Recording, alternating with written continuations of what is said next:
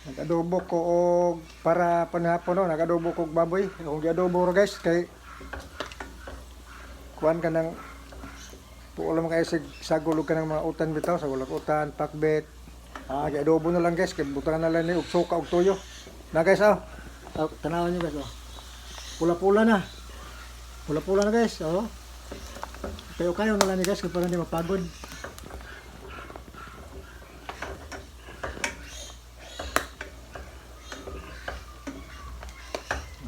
Hapit na. Pula-pula na gamay. Brown-brown na. Nagtiyabaw ang baktin guys. Mabati ninyo guys ang baktin. Nagtiyabaw. Naramang gusuloy sa balay ang mga baktin guys. Naluto na guys Gamay lang puti. Electric stove ni guys ang akong gamit guys na. Yang ilaw. Ubi ng ilaw na.